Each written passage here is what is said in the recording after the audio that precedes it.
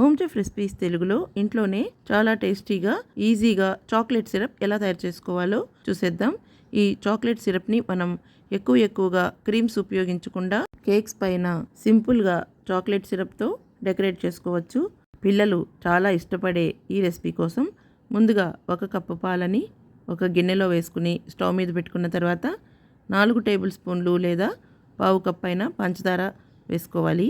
ఆ తర్వాత ఇందులోనే 1 టేబుల్ స్పూన్ వరకు కార్న్ఫ్లోర్ని, పావు కప్పు నీళ్లు లేదా పాలు వేసి ఉండలు లేకుండా బాగా కలుపుకున్న తర్వాత పాలల్లో వేసేసుకుని వదలకుండా కలుపుతూ ఉండాలన్నమాట. ఎందుకంటే మనం కార్న్ఫ్లోర్ వేసాం కదా, అందువల్ల ఉండకట్టేస్తుంది. ఈ కార్న్ఫ్లోర్ వాటర్ వేయగానే 1 పావు కప్పు వరకు కోకో పౌడర్ని కూడా వేసేసుకుని బాగా కలుపుతూ ఉండాలి. ఇది కొద్దిగా దగ్గరకు అవుతూ ఉండేటప్పుడు 1 టేబుల్ స్పూన్ బటర్ వేసేయాలి.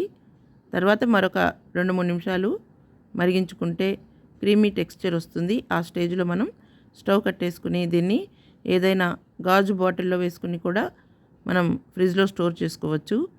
ఈ ఒక్క సిరప్ని కనుక మనం తయారు చేసి పెట్టుకున్నామంటే కేక్స్ మీద టాపింగ్గా దీన్ని వాడుకుని చక్కగా మనం డెకరేట్ చేసుకోవచ్చు. మనం బయట కేక్స్ కొన్నప్పుడు ఎక్కువగా క్రీమ్స్ వేసి ఇస్తుంటారు.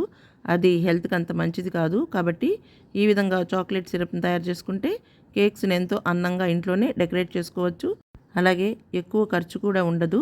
దీంతో మనం ప్యాన్ కేక్స్, బ్రెడ్, బన్ ఇలా పిల్లలు ఇష్టపడే దేన్నైనా కూడా తీసుకోవచ్చు. ఈ రెసిపీ మీరు తయారు చేసి చూసి ఎలా వచ్చిందో కామెంట్ చేయండి. మీకు నచ్చితే కనుక ఈ వీడియో లింక్ని మీ ఫ్రెండ్స్కి, రిలేటివ్స్కి షేర్ చేయండి, లైక్ చేయండి. మరిన్ని వంటల కోసం మా హోమ్ చెఫ్ రెసిపీస్ తెలుగు ఛానల్ని సబ్స్క్రైబ్ చేసుకోండి.